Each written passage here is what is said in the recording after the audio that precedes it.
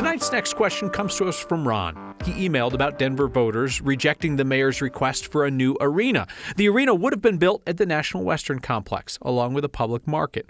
Ron wants to know what happened to the money from a 2015 bond issue to improve that same complex. Very good question, Ron. Let's call in our answer guy, Marshall Zellinger. So you thought you had previously approved funding for National Western. Kind of. Alfonso Espino, who was against 2E, the arena bond issue, and Pat Grant, who was for it, can explain. They've received already, they being that campus and that redevelopment going on, close to $800 million in tax-funded money already. 2015, we had a ballot issue overwhelmingly supporting the National Western Center build-out for that amount of money, $800 million or so. In 2015, Denver voters approved 2C, which extended a lodging tax and a car rental tax to pay for, well, look at this, to pay for 2 phases of the National Western Complex renovation. Everything on the top half of the screen, north and west of the railroad, that's part of phase 1 and 2, including the livestock and equestrian center. Below the railroad on the screen are future phases that are not funded, like that 10,000-seat arena, and apparently also the public market inside the building on the left there, the 1909 building with the round top.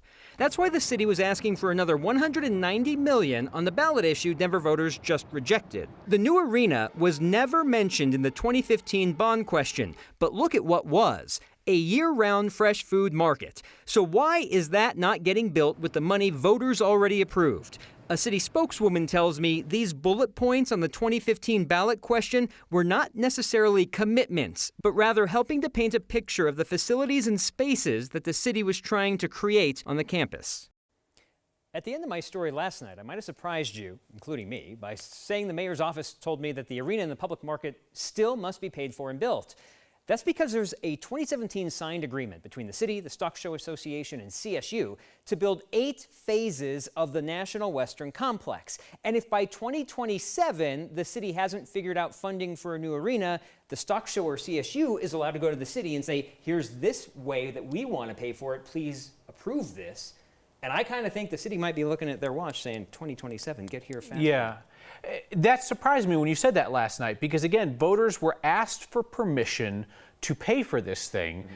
And I think a lot of us, myself included, mistakenly thought this was also permission to do it. This was just, hey, Dad, can I have $100 for a ticket to the Lincoln Park show? No, you can't. Great, I'll go find the $100 elsewhere. I'm going to the concert. That's basically what it is. And what I learned about that 2015 ballot issue where they bullet pointed, here are the things that we want to spend the money on. It wasn't, here's how we are going to spend the money. It's here's what we could spend the money on. And that might look at future ballot issues that might be less specific, because 6 years ago, people might have thought they were paying for a public market and they were really voting on perhaps a public market. You ever go to a Lincoln Park show? I have not. Me neither. I don't know why I said that. Should have mentioned a show I'd been to. All right, thanks, Marshall.